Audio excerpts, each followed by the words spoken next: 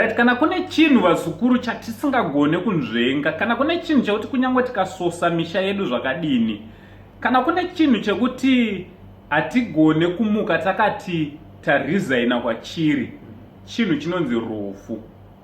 Rufu sezvataurwa nauncle, it's like a life cycle. Muupenyu, we live and then we die. Welcome guys to Saint TV. My name is your boy Bits and this is Uncle Saint. Please make sure you subscribe to this channel and turn on the notification bell so that every time when we upload you'll be notified. Right, vazukuruka tine mashoko asina kujairika. Tine nhau yekuti kunyangwe ikauya time and again hatigone kuijaira nyaya yerufu. Tine rufu rwatasangana narwo rwatinarwo rwatoda kuti tinge tiri tinoannounce kwamuri vazukuru. The death of Dr. Patson Dzamara. Most of you might know him as the brother of Itai Dzamara who went missing. So there's news that just got out, released through the social medias that he is no more. He was suffering from what they call colon cancer and he needed 28,000 for it to be treated, but it seems like his time has just come. Ameno uncle.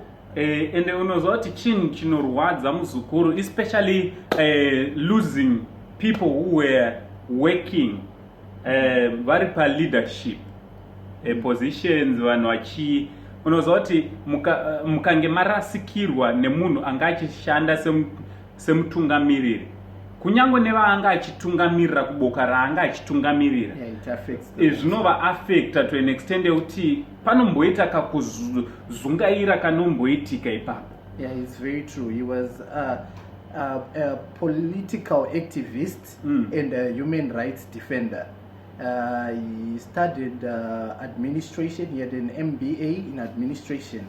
So munhu angakadzidza ufani aine knowledge which he shared to so many young people who are growing, who are aspiring, and it's very heartbreaking. Also, he was he has died rather asati aona brother yake, not knowing kuti achiri mupenyu here akafa here. So the news, it's very terrible to the Dzamara family. The other brother is missing, the other one is just passed away. So zvinhu zvinonetsa, especially in the tough situations we are in right now. We are facing COVID, we are not allowed to gather around, so many problems going in around. We don't even imagine how the family is going through right now, what they are going through right now. It's a very tough time. Yeah, zvinhu zvinotobata, zvinhu zvinotorwadza moyo chaiwo, ende ndichida kuramba ndichidzokera zvakare kuvanhu vanga achishanda navo. Unozoti inini ndinofarira munhu anoshanda asingazvifunge iye. Munhu anga achiratidza kuti anga asingashande ane ma-interests ake ari akanangana naye, but anga achiita zvinhu zvekuti zvinge zvinobatsira ruzhinji. So tinoti kumhuri yekwadzamara tinoti nematambudziko, tine urombo nezvamasangana nazvo, handingati zvamasangana nazvo mega asi zvatasangana nazvo tese semhuri yeZimbabwe. It's very painful. He was one man who held a one-man march. It shows courage. We need people like that. When something is not right, you try to stand up to it. Not kuti nekuti zvakaipa zvokuitwa navanhu vakawanda, we just think kuti zvakanaka. No, we should have people who stand up for what's right. Yes. Tese muupenyu. And also it's a lesson to us to know that we will not live forever here on earth. Whatever we are doing right now, zvatiri kuita kumabasa, mumhuri, kuchikoro, everything, just know there will come a time that you have to depart this earth. So let's plan. You can't really plan already about your death, but just gara wakagadzirira yananisa nevamwe zvakanaka mumaraini, like angu anogara kuti tinogara tiri masend right. Garai muchiwirirana, handiti paunoenda people vanopupura tino angari munhu akanaka, kwete kuti vanonositara zvakaipa about you. So it's a lesson kune isusu vaita sei vasara also. So toda kuti tingosvika patinongoti nematambudziko.